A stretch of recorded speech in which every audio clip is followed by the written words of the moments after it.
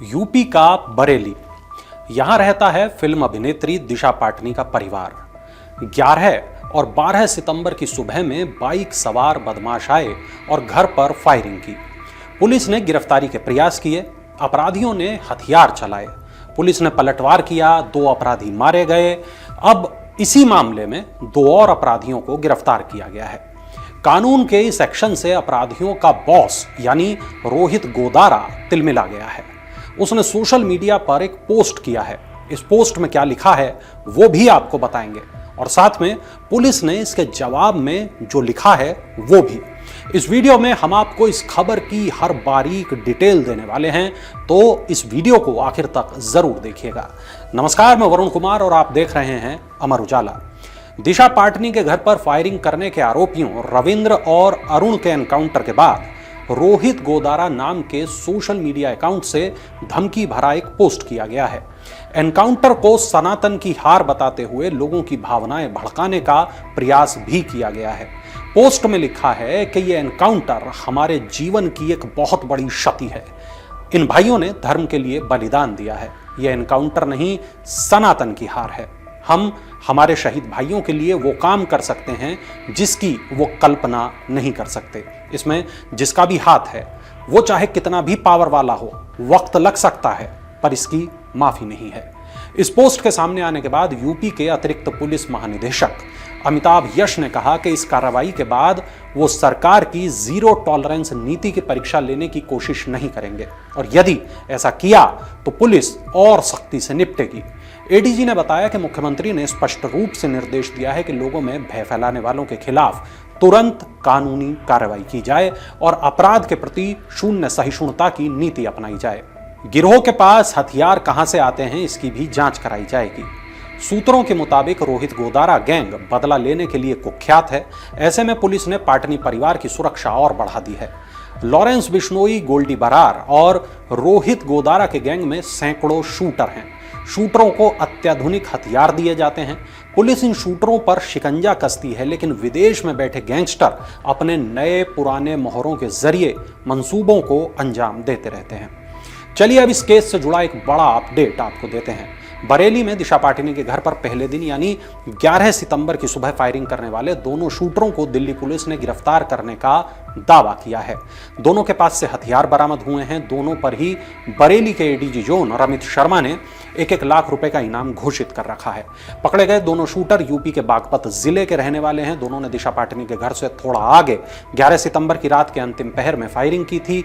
हालांकि गोल्डी बरार और रोहित गोदारा गैंग से जुड़े इन नए शूटरों ने केवल एक हवाई फायर किया था। इनकी फायरिंग के बारे में पाटनी परिवार को पता तक नहीं चला। सुबह पड़ोसी ने एक कारतूस का खोखा दिया, तब लोगों में रात के वक्त धमाका सुनने की चर्चा हुई। इसके बाद ही गोल्डी और रोहित गैंग के मुख्य शूटर रविंद्र और अरुण को अगले दिन फायरिंग का आदेश दिया गया। इन्होंने फायरिंग कर गैंग की दहशत फैलाने का काम किया, और घटना के बाद से ही बरेली पुलिस ने इनपुट जुटाकर एसटीएफ को सौंप दिया। फिर संयुक्त टीम ने गाजियाबाद में रविंद्र और अरुण को ढेर कर दिया। अब दिल्ली पुलिस ने नकुल और विजय को गिरफ्तार करने का दावा किया है। मारे गए शूटरों की तरह इन पर भी 1-1 लाख रुपए का इनाम था। एसएसपी अनुराग आर्य ने बताया कि बरेली पुलिस ने दिल्ली पुलिस से संपर्क किया है और दोनों का बी वारंट लेने का प्रयास किया जाएगा। उन्हें रिमांड पर लिया जाएगा, पूछताछ की जाएगी। चलिए अब आपको इस मामले से जुड़ा एक विवाद भी बताते हैं। आरोपी विजय को लेकर उसके परिवार ने पुलिस पर गंभीर आरोप लगाए हैं। शुक्रवार को आरोपी विजय की दादी प्रकाशी अपने परिजनों के साथ कोतवाली बड़ौत पहुंची। उन्होंने बताया 2 दिन पहले कार सवार 5 लोग खेत पर पहुंचे और वहां काम कर रहे उनके बेटे शौकेंद्र और पोते विजय को मारपीट कर जबरन उठा ले गए। इसके बाद से दोनों का कोई पता नहीं चला। प्रकाशी का कहना है कि उसी दिन उन्होंने कोतवाली में लिखित शिकायत भी दी थी, लेकिन पुलिस ने कोई कार्रवाई नहीं की। बाद में जब उन्होंने मीडिया के जरिए खबर देखी कि 2 बदमाश ढेर हो गए हैं और विजय फरार है, तो वो घबरा गई। उन्होंने आशंका जताई कि पुलिस कभी भी विजय को मुठभेड़ में दिखाकर गोली मार सकती है। परिवार ने इस मामले की उच्च स्तरीय जांच की मांग की है। गौरतलब है कि इस मामले में यूपी एसटीएफ और दिल्ली की स्पेशल सेल ने बुधवार की शाम गाजियाबाद की ट्रॉनिका सिटी में हुई मुठभेड़ में 2 बदमाशों को ढेर कर दिया। दोनों बदमाश गोल्डी बरार और रोहित गोदारा गिरोह के सक्रिय सदस्य थे।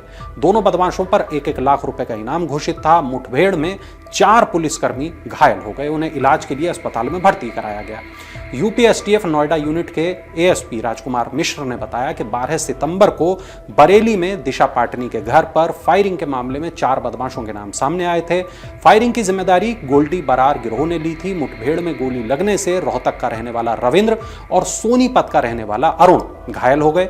दोनों को अस्पताल में भर्ती कराया गया, जहां दोनों ने दम तोड़ दिया। उनके 2 साथी बागपत के रहने वाले नकुल और विजय की तलाश की जा रही थी, लेकिन अब इन दोनों को भी गिरफ्तार कर लिया गया है। मुठभेड़ में दिल्ली पुलिस स्पेशल सेल के 2 पुलिसकर्मी और यूपी एसटीएफ के 2 पुलिसकर्मी घायल हुए। घटनास्थल से एक ग्लॉक और एक जिगाना पिस्तौल के साथ बड़ी मात्रा में कारतूस बरामद किए गए।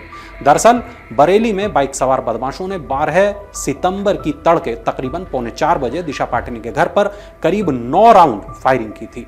हमले के बाद गोल्डी बरार और रोहित गोदारा गिरोह ने सोशल मीडिया पर इसकी जिम्मेदारी ली। गिरोह ने इसे अभिनेत्री की बहन खुशबू पाटनी की ओर से कथावाचक संतों पर की गई कथित टिप्पणी का बदला बताया था। अगर आप ये वीडियो YouTube पर देख रहे हैं तो हमारे चैनल को सब्सक्राइब कर बेल आइकन दबाएं और Facebook पर देख रहे हैं तो हमारे पेज को लाइक करें।